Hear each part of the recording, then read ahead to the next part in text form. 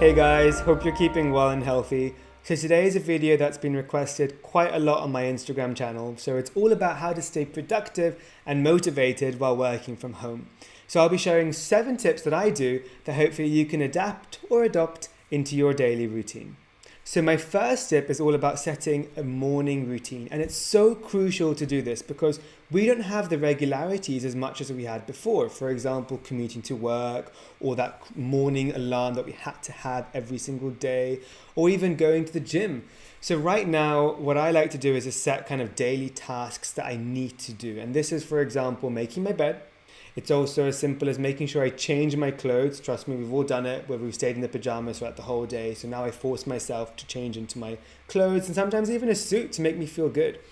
And also going for a run, a walk, or even a coffee run in the morning and get some fresh air really does help kickstart your day into a very productive way. My second tip is all about realistic planning and setting a to-do list that's attainable to complete in that day.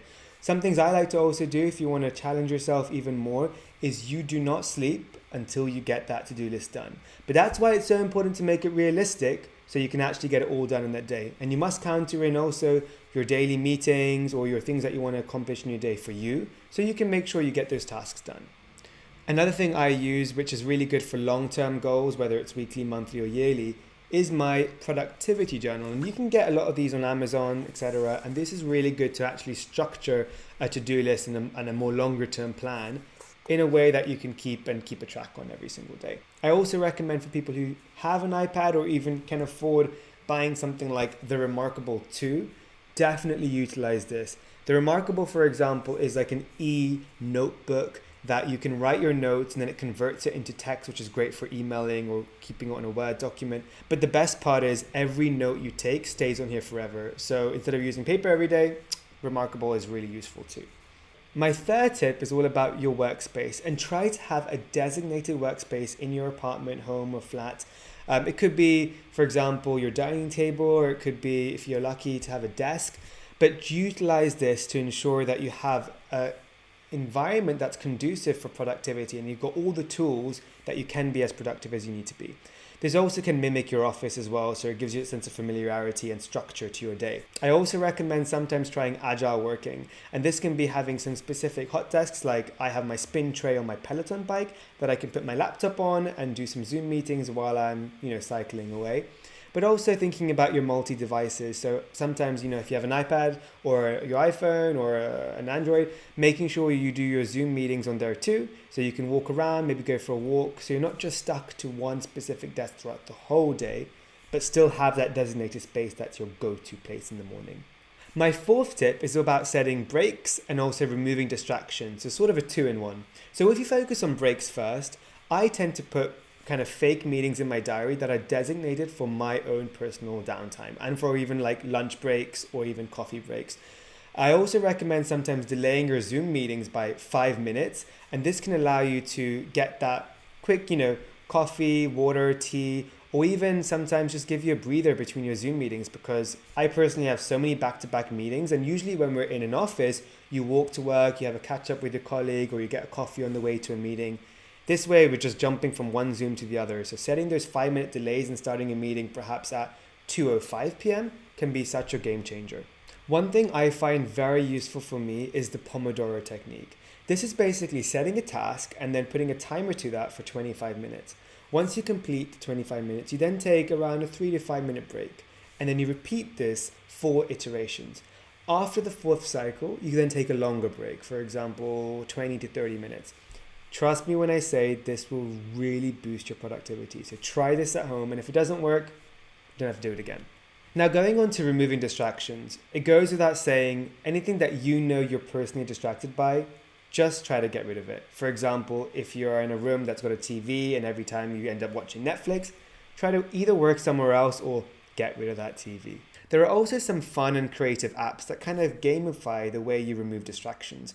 One is called Forest, which basically, the longer you keep the app running, meaning you're not leaving the app and going on other apps, therefore distracted, the more your seed is growing into a tree, and it actually plants real trees into the wild. So you're doing good by basically not being distracted. But if you leave the app and therefore are distracted, your tree dies. So you no longer are doing good for the planet, and you've got to restart your whole cycle. And lastly, another thing I do with my friends that I maybe invite you to try with yours is doing the screen time competition. And what this is you basically every Sunday evening, you all your friends go on your app and your phone, and you basically check your screen time usage. And the one that has the most screen time has to pay the other person £10 or has to do a task, a forfeit.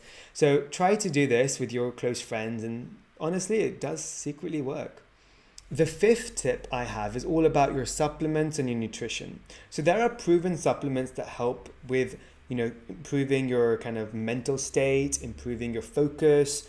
I personally take a lot of B12 as a vegan, something I'm lacking in, but it really helps improve my kind of focus and my brain strength. I also take omega supplements. Personally, I use the algae ones.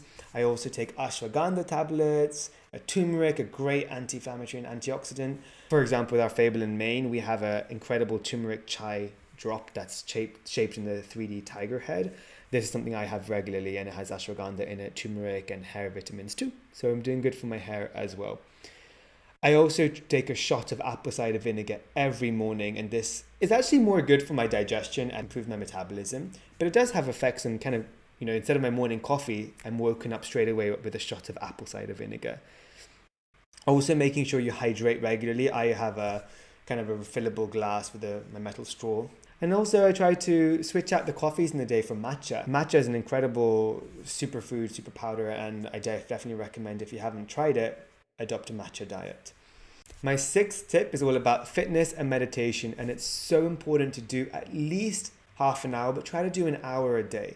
This could be going for a walk, or even better, try to push yourself even further by going for a run or doing a home workout. There are so many free Instagram lives and Zoom classes online to take advantage of. I also have an incredible app called Yoga 365 by my really good friend Eddie Stern.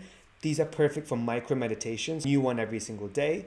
Something I would definitely recommend you all to try. And lastly, try to also monitor this, and even, like I said before, compete with your friends to motivate you even further. So I use Strava, and I have my Garmin watch as well that not only measures my workouts, but also keeps me on track of them too.